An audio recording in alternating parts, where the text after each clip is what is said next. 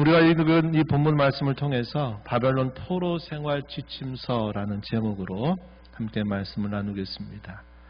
성령 하나님께서 우리 교회에 또 여러분 각자 심정 속에 또 성령의 음성을 들려주시는 귀한 시간이 되기를 바랍니다. 예레미야서 26장부터 29장의 내용은 예레미야 선지자와 다른 여러 선지자들과의 논쟁이 기록되고 있습니다. 예레미야 선지자는 주전 627년경에 요시야 왕이 다스리는 제13년에 선지자로 부름을 받고 상당히 오랜 시간 동안 하나님의 말씀을 전했습니다. 유다 말기에 이르자 하나님께서 예레미야를 통해서 경고하셨던 말씀이 하나씩 하나씩 이루어지기 시작했습니다. 바벨론이 유다를 침공하면서 위협하기 시작한 것입니다. 사실상 이러한 예언은 예레미야가 비로소 처음 예언했던 것은 아니었습니다. 예전부터 여러 선지자들이 예언했던 것이었습니다. 예레미야서 28장 8절 말씀에 보면은 이렇게 기록합니다. 나와 예레미야를 말합니다. 나와 너 이전의 선지자들이 예레미야보다 앞선 여러 선지자들이 예로부터 많은 땅들과 큰 나라들에 대하여 전쟁과 재앙과 전염병을 예언하였느니라 이렇게 말합니다. 우리가 잘 아는 여러 선지자들, 이사야 선지자도 예레미야보다 조금 앞서 부름받은 종인데 그도 역시 이러한 일들을 분명히 예언을 했던 것입니다. 그뿐만 아니라 이 예레미야가 예언했던 당시에도 우리에게는 알려지지 않았지만 무명의 선지자이지만 우리야라고 하는 그 선지자도 동일한 내용들을 예언했습니다. 예레미야서 26장 20절 말씀에 한번 소개되는 이름이 등장합니다. 여호와의 이름으로 예언한 사람이 있었는데 곧 기럇 여아림 스마야의 아들 우리야라. 그가 예레미야의 모든 말과 같이 이 성과 이 땅에 경고하여 예언하였다. 이렇게 기록해 줍니다. 이처럼 하나님께서 보내신 참 선지자라면 전하는 메시지가 다를 수 없는 것이죠. 왜 그럴까요? 한 분 하나님의 입으로부터 주어지는 말씀이기 때문에 그러하다 하는 것입니다. 하지만 유다 말기 격변의 시대에 접어들게 되면서 많은 거짓 선지자들이 일어났습니다. 혼란과 격변의 시대마다 흔히 일어나는 현상일 것입니다.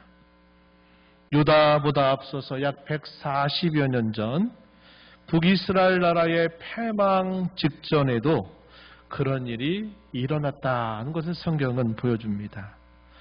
예레미야서 23장 13절 말씀, 14절 말씀 보면은 이렇게 기록하고 있어요. 내가 사마리아 선지자들 가운데 우매함을 보았다. 이 사마리아 선지자, 당시 북이스라엘 나라의 수도가 사마리아입니다. 이 사마리아의 선지자들 가운데 우매함을 보았다. 이렇게 말합니다. 이게 바로 북이스라엘 나라의 패망 직전에 선지자들이 거짓된 예언했다는 사실을 보여주는 거죠. 그들은 바알을 의지하고 예언하여 내 백성 이스라엘을 그릇되게 하였고 이렇게 표현했습니다. 14절 말씀에서는 내가 예루살렘 선지자들 가운데 가증한 일을 보았다. 그들은 간음을 행하며 거짓을 말하며 악을 행하는 자의 손을 강하게 하여 사람으로 그 악에서 돌이킴이 없게 하였은즉 이렇게 표현합니다.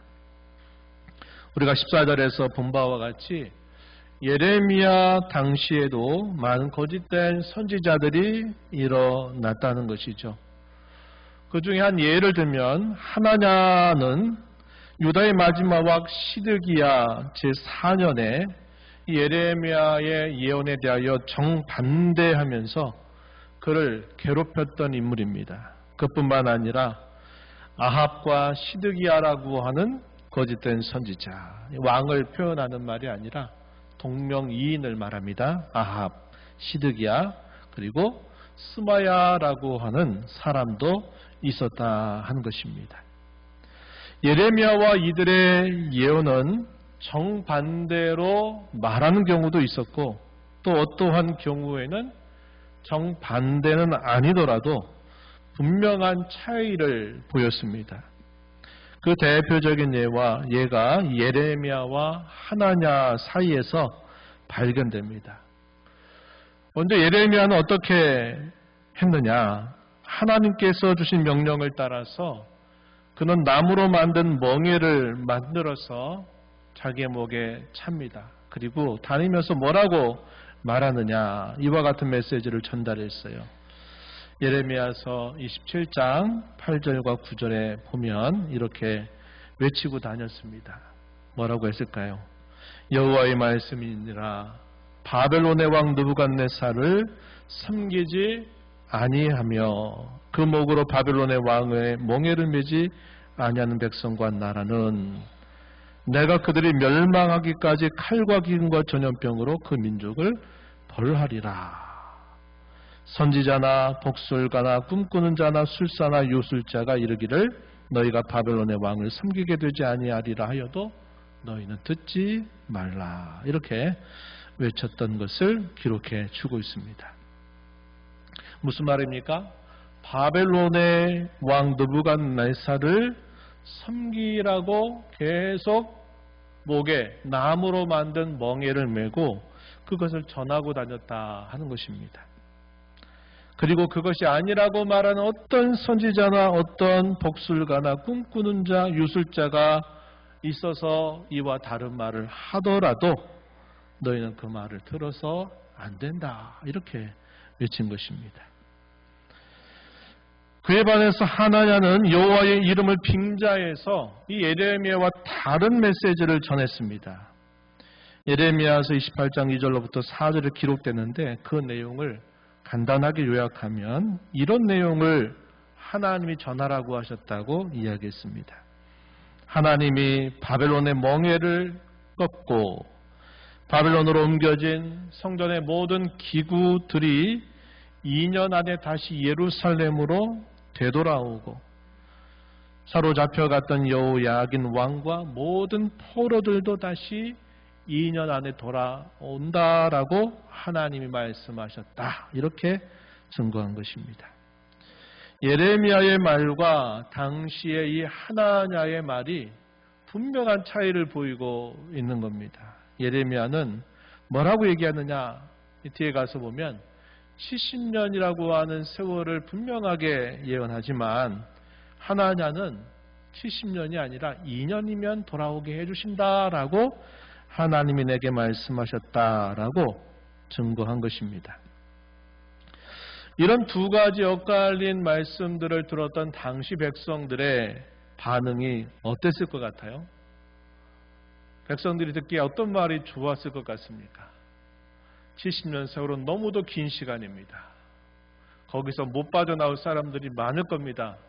나이가 있던 분들은 그곳에 돌아올 가망이 없는 경우도 있을 것입니다.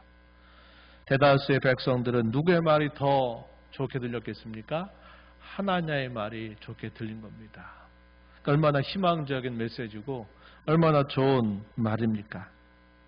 그래서 예레미야는 배척을 당하고 많은 시련과 어려움을 겪게 되는 것입니다.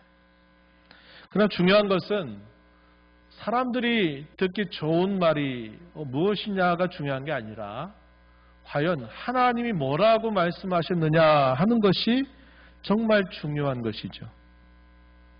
그렇다면 참된 예언과 그렇지 않은 것을 어떻게 분별할 수 있겠습니까? 성경은 말해주기를 그 말씀이 응한 후에야 인정받게 된다라고 가르쳐줍니다.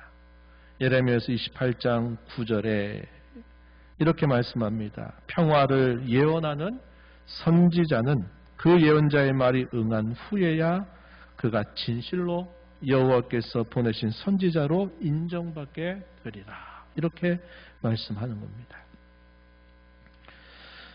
그럼 이 하나님의 말씀이 과연 언제 응할까요?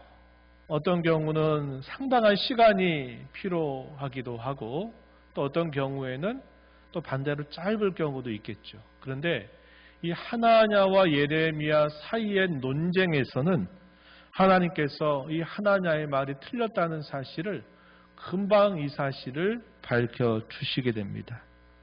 그가 거짓되었다라는 사실을 불과 2개월 만에 하나님께서 이 사실들을 드러내셨다고 알려줍니다.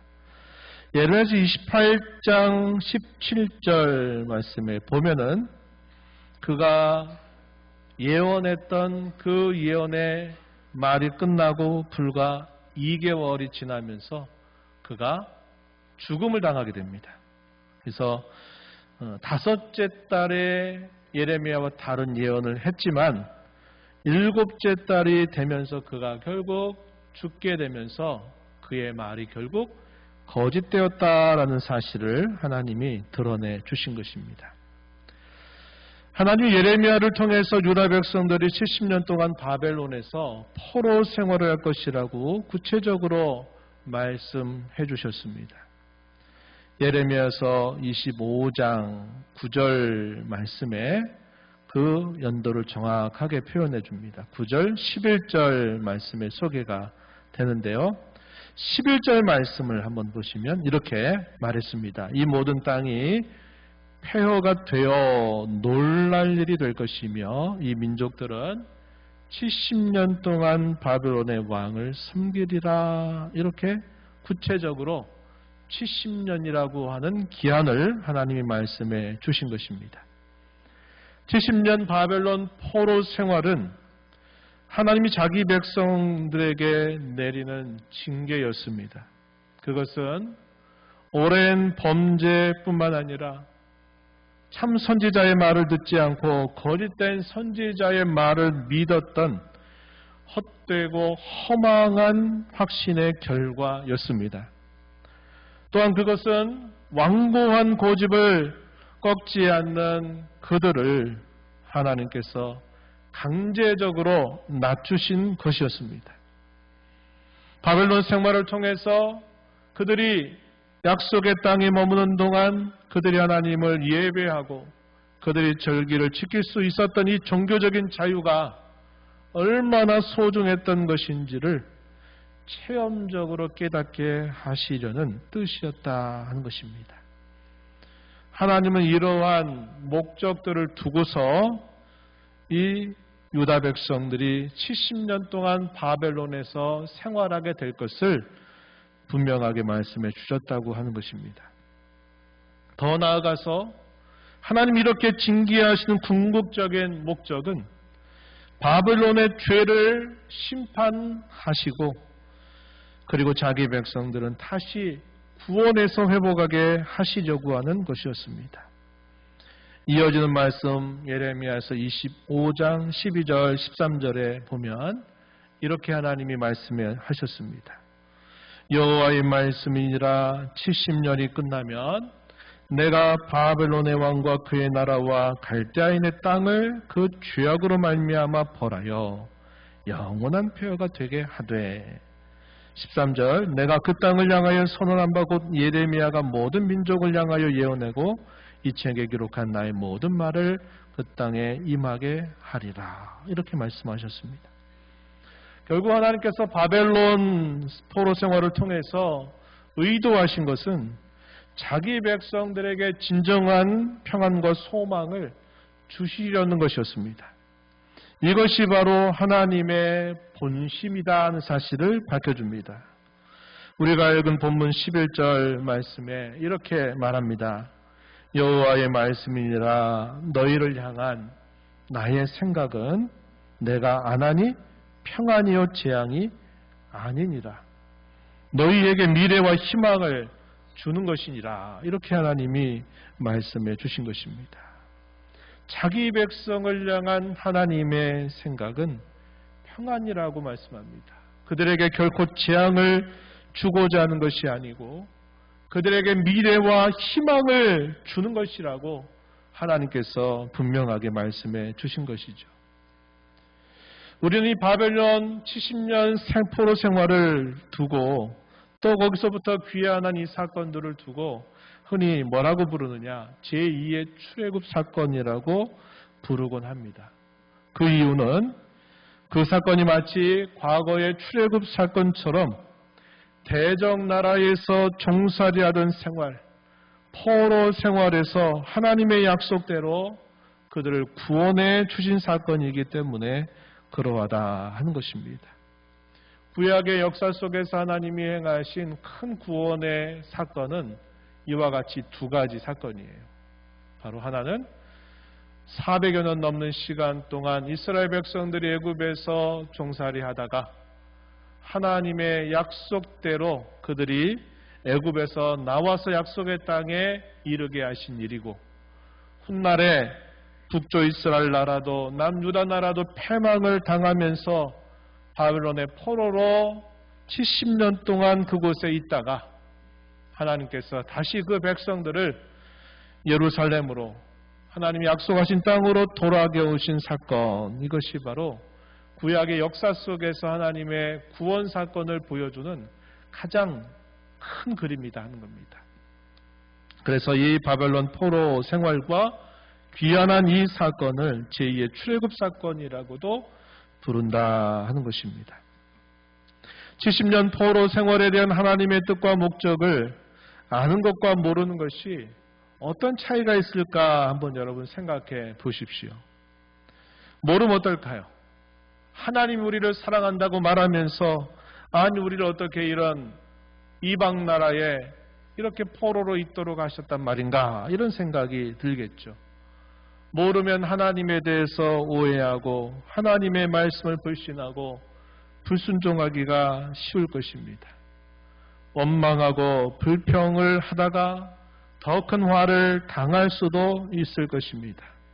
그러나 하나님이 어떠한 목적을 가지고 그렇게 하신다는 사실들을 분명하게 알게 되면 여러 많은 어려움 속에 때로 흔들릴 수는 있다 하더라도 믿음을 가지고 인내를 배우면서 소망을 가지고 그 생활을 버텨내고 기다릴 수 있다고 하는 것입니다. 그러면 이제 유다 백성들이 70년 포로 생활을 어떻게 해야 할까요? 놀랍게도 저와 여러분이 오늘 읽은 이 본문을 포함해서 4절에서부터 14절 이르는 이 내용은 바벨론 포로 생활에 대해서 너희가 이렇게 하도록 하여라 구체적으로 알려주시는 말씀입니다. 그래서 이걸 이렇게 부르고 싶은 거죠. 포로 생활 지침서라고 이렇게 부를 수 있는 내용들을 전달해 주고 있어요. 그 내용을 세 가지로 정리해 볼 수 있습니다. 첫 번째는 뭐냐? 바벨론에 생활하는 이 70년 세월을 일상을 살아가듯이 살라고 이야기해 주셨어요. 본문 5절로부터 7절에 소개되고 있는데 그 내용을 요약을 하면 이렇게 하나님이 말씀하셨습니다. 집을 지어라. 거기에서 농사를 해서 열심히 수확을 얻도록 힘써라. 거기서 너도 결혼해라. 아내를 얻고 남편을 얻어라. 그리고 너의 자식들이 그곳에서 결혼하도록 해라. 세대를 이어서 결혼할 것을 하나님이 독려하시면서 거기에서 번성하도록 하라는 겁니다. 너희의 자손들이 줄지 않도록 번성하고 일상을 부지런히 열심히 살라고 말씀하는 것이었습니다. 그리고 자신들이 살고 있는 그곳의 평안을 구하면서 여호와께 기도한다면 하나님께서 그들이 살고 있는 그 바벨론의 성읍에 하나님이 평안을 주시겠다고 약속하신 것입니다. 이 말씀은 금방이라도 거기에서 나올 것처럼 혹은 잠시 머무는 것처럼 살지 말고 마치 유다 땅에서 너희가 살아왔듯이 바벨론에서 그렇게 살라고 하시는 말씀이 되는 것입니다. 70년이라고 하는 시간은 그만큼 짧은 시간이 아니고 길기 때문일 것입니다. 다시 말하면 분명한 목적을 품고 정해진 시간을 아주 열심히 그곳에서 살라 하시는 말씀을 주고 계신 것입니다. 만약에 그들이 하나냐의 말처럼 2년 만에 돌아온다 그러면 어떻게 살까요? 정말 그게 하나님의 말씀이라면 그들이 70년 세월이 아니라 2년 만에 돌아온다 그러면 이렇게 살 이유가 없는 겁니다. 거기가 그럭저럭 살다가 이제 2년 만에 돌아온다고 하니까 돌아올 채비를 위해서 그곳에서 좀 잠시 잠깐 고통을 견디면 된다. 이렇게 생각했을 것입니다. 그러나 하나님께서는 70년이라고 하는 분명한 기한을 정해 주시면서 세대의 세대를 이어서 그곳에서 일상을 부지런히 살라고 말씀하고 계시다는 것입니다. 두 번째 지침은 뭘까요? 거짓 선지자들의 미혹과 혹시 너희가 자다가 꿈을 꿨을 때 그 꿈의 내용이 뭔가 특별한 것을 가지고 있는 것처럼 보여도 그것을 믿지 말아라 하는 지침이었습니다. 본문 8절 말씀에 이렇게 기록합니다. 만군의 여호와 이스라엘의 하나님께서 이와 같이 말씀하시니라. 너희 중에 있는 선지자들에게 와 점쟁이에게 미혹되지 말며 너희가 꾼 꿈도 고지 듣고 믿지 말라. 이렇게 말합니다. 그들이 잠을 자서 꿈을 꿨다고 한번 생각해 보세요. 우리의 경험에 비춰 한번 생각을 해보세요. 그들이 어떤 꿈을 꿀까요? 유다 땅에서 혹은 예루살렘에서 그들이 오랫동안 살았던 기억들이 꿈속에서 자주 나타날 겁니다. 그러다 보면 또 꿈의 내용들이 뭔가 특별한 내용들을 우리에게 담아주는 것처럼 특별한 꿈을 꾸기도 할 것입니다. 아, 이것은 하나님께서 우리로 유다 땅으로 빨리 돌아가게 하시려고 하는 하나님의 뜻이 있는 꿈이구나. 또 이렇게 생각하고 또 그들 가운데서 또 거짓된 선지자들이 일어나서 하나님이 70년 말씀하셨지만 우리가 기도해 봤더니 하나님이 그 세월을 단축시킨다고 이야기했다. 또 이런 말을 들으면 또 백성들의 마음이 어떨까요? 막 동요하고 또 흔들리겠죠. 이런 일이 생길 것이라는 겁니다. 그러니까 하나님께서는 그러한 말을 고지 듣지 말라 이렇게 말씀하시는 거예요. 그들은 과거 유다 땅에 머무는 동안에 참 선지자의 말을 듣지 않고 거짓 선지자들의 말을 듣다가 결국 화를 당했던 것을 기억해야만 했습니다. 그래서 포로 생활 중에라도 행여나 그곳에 일어나는 선지자들이 또 다른 메시지를 전하거나 또 그곳에 머물다가 어떤 특별한 꿈을 꾼다 하더라도 그것을 믿지 말고 경계하라고 지침을 주시는 것이었습니다. 그만큼 예레미야 선지자를 통해서 예언했던 70년 세월은 확고하고 변함이 없다는 사실을 보여주는 것이죠. 마지막으로 세 번째는 약속의 소망을 품고 하나님을 구하며 살라고 지침을 내려주십니다. 그들은 70년 포로 생활이 끝나면 하나님이 다시 약속의 땅으로 돌아오게 하신다고 하는 약속을 믿고 살아야 한다는 것입니다. 비록 그들이 성전이 없고 또 그들 가운데 이제 편안하게 안식일을 지키거나 절기를 지키기 어렵다고 하더라도 그곳에서 하나님께 부르짖고 하나님께 기도하면 하나님은 그곳에서도 그들의 기도를 들어주시겠다고 약속하십니다. 또한 온 마음을 가지고 하나님을 구하게 될 때 그곳에서 하나님을 만날 수 있다고, 하나님이 만나주시겠다고 약속하고 계십니다. 오늘 본문 10절 말씀을 한번 보시면 이렇게 하나님이 약속을 하셨어요. 바벨론에서 70년이 차면 내가 너희를 돌보고 나의 선한 말을 너희에게 성취하여 너희를 이곳으로 돌아오게 하리라. 하나님이 70년이라고 하는 기간이 차게 된다면 너희를 다시 이곳으로 약속의 땅으로 돌아오게 하시겠다고 예언을 해주셨어요. 12절 13절에 중요한 말씀을 이렇게 건네주셨습니다. 12절 13절에 보시면 이렇게 말합니다. 너희가 내게 부르짖으며 내게 와서 기도하면 내가 너희들의 기도를 들을 것이요 너희가 온 마음으로 나를 구하면 나를 찾을 것이요 나를 만나리라. 이렇게 하나님이 말씀해 주신 것입니다. 포로민이 된 유다 백성들은 이제 새로운 방식으로 하나님을 만나고 교제하는 법을 배워야 했습니다. 그들이 예루살렘에 있을 때는 그 예루살렘에 성전이 있었어요. 성전에 나와서 그들이 제사를 드릴 수 있었고 또 그 제사를 드리면 하나님이 받으시는 줄로 또 알고 그렇게 경험하면서 신앙생활을 성전 중심으로 해왔던 것입니다. 그런데 그들이 결국 바벨론 나라에 의해서 패망을 당하고 바빌론으로 옮겨가고 난 이후에는 더 이상 성전이 그들 가운데 있지 않았습니다.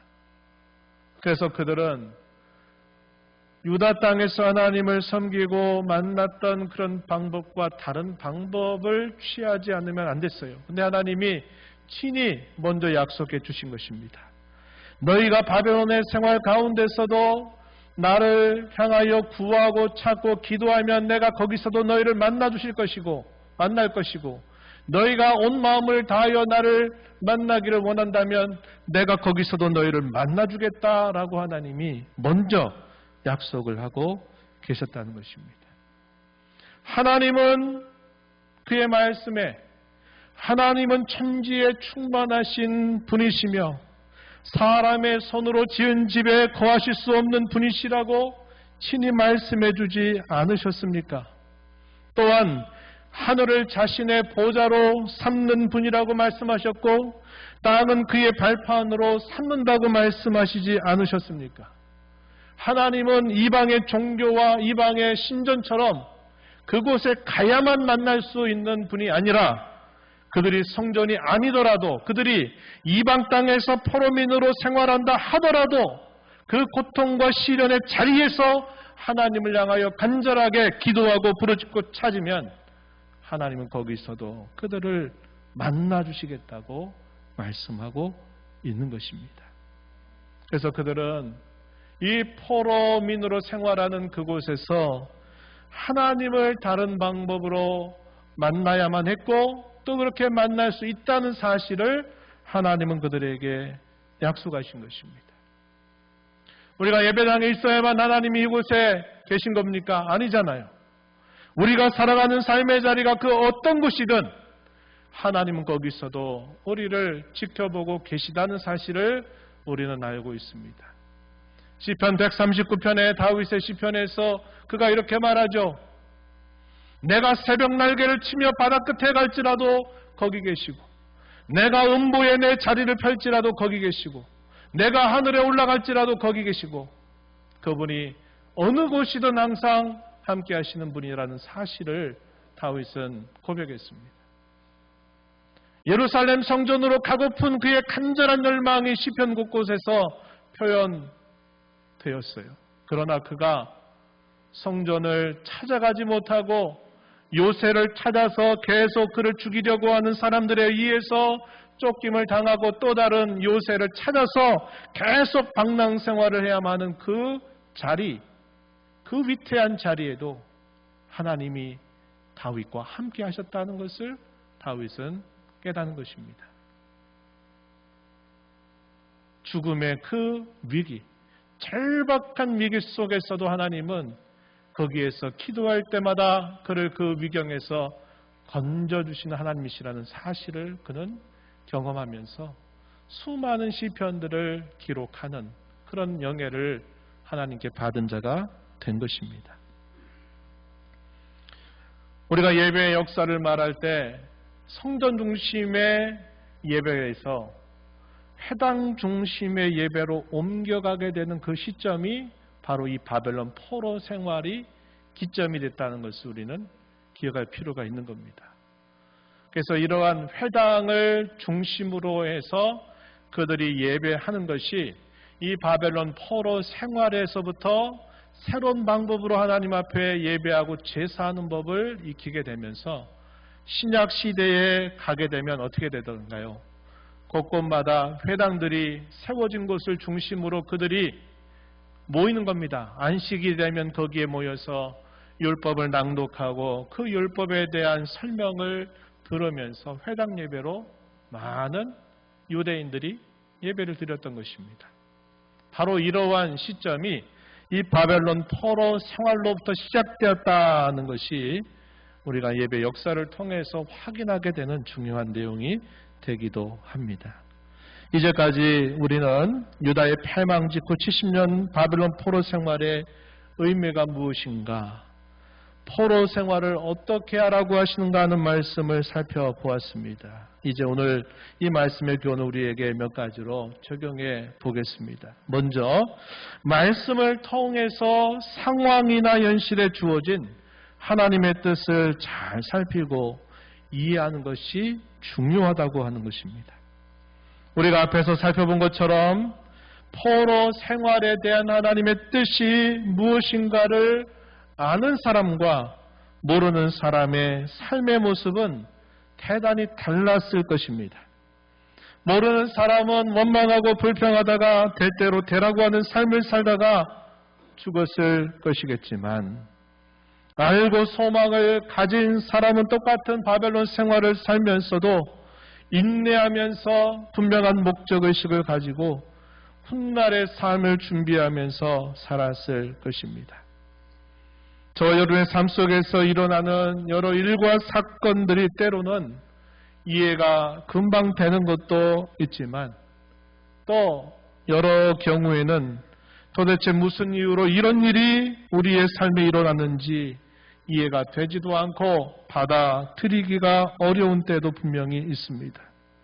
그럴 때 성도로 부름받은 저와 여러분은 나 자신의 생각과 판단이나 내가 오랜 세월 동안 해왔던 경험을 앞세우지 말고 무엇보다도 하나님의 말씀을 통해서 하나님의 뜻이 무엇인가를 찾고 그분께 묻는 자세를 가져야 한다고 하는 것입니다. 다음으로 바벨론 포로 생활은 광야 같은 세상을 사는 우리의 삶에 적용된다고 하는 것입니다. 앞에서 살핀 것처럼 70년 바벨론 포로 생활의 목적은 하나님께서 자기 백성들의 죄를 깨닫게 하고 그들을 낮추어서 다시 그들의 하나님을 바라보게 하시고 그들을 마침내 구원하고 회복시키시려고 하는 것이었습니다. 그것은 이스라엘 백성들에게 마치 40년 광야 생활의 목적과도 같다고 말할 수 있어요. 광야를 지나서 약속의 땅에 이른다라는 것이나 바벨론 70년 포로 생활을 마치게 되면 그들이 다시 약속의 땅에 이른다고 하는 것은 오늘 저와 여러분에게 같은 의미를 준다고 하는 거예요. 그것은 이 땅의 수고로운 삶을 마치고 우리는 영원한 하나님의 나라에 들어간다고 하는 사실입니다.